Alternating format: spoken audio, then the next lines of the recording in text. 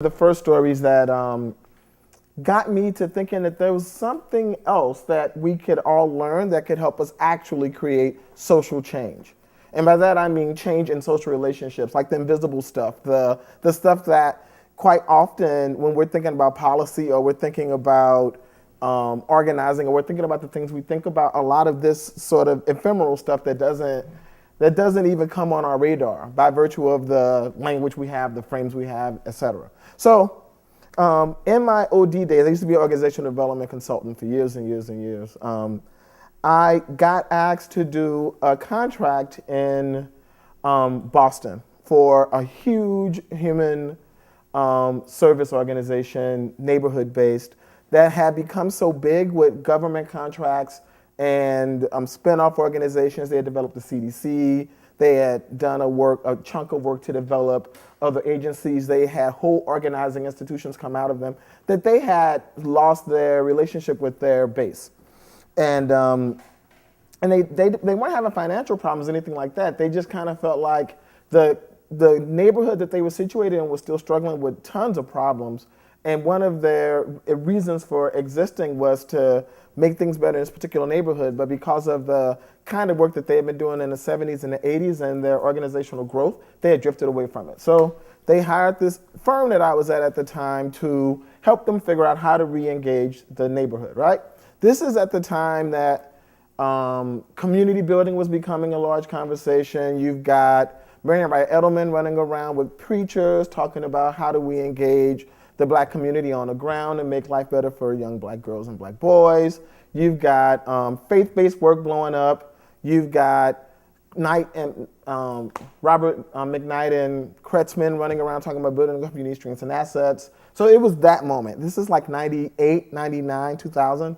I was doing a bunch of work in the sort of community building, capacity building field at that time. And that's like just a lot of what you guys are talking about. How do you get people who are trying to make their lives better, how do you give them the capacity to better understand how to do that? How do you give them the space? How do you help them run their own meetings? How do you help them figure out how to make their own lives better, right? So this organization that had contracted us wanted us to take this community building frame and begin to go out and talk to resident organizers, street organizers, folk who were building block associations, church associations, and find out what did those kind of leaders, who did they think were the social network of leaders in their neighborhood, and how did that network feel about re-engaging with this organization, because they knew that they had lost touch, right? So I took 6 weeks, knocked doors, went to church meetings, went to community meetings, basically to interview folk who had been doing grassroots neighborhood development work in a particular neighborhood for forever, to say, how do you feel about this human service organization? Under what conditions would you want to re-engage in a relationship with them, and how can you help them strengthen their relationship with the neighborhood, right? And in these set of interviews I did, this one thing kept coming up, right? Well, a bunch of things came up, but this one particular thing kept coming up that we thought was fairly odd. And to paraphrase what was said, we won't be able to build a relationship with this organization because we can't even go through the door of the organization, right? So they were like, the door in and of itself is broken. You go and you try to ring the doorbell. There's a woman who's sitting at the door. She screams at you. She wants to know, what are you doing? You have to have an appointment with either like a gas or light service agency, or you had to be coming with a particular paper sign to go and talk to a WIC agent. And WIC is like women, infants, and children. Well, the point I'm trying to make here is, if you were just coming to try to organize a meeting, if you were just coming to try to have a conversation with somebody, unless you had some specific service you needed, if you weren't coming through the door as a client, that wasn't a real way for you to get through the door.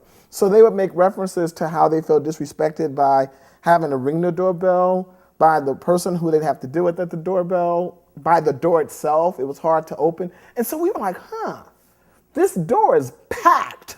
Like, there's something about the door that represents a relationship between an organization and the community that needs to be ritualized. And so we tried to make a case to this organization that they pull the residents together and they break the door down.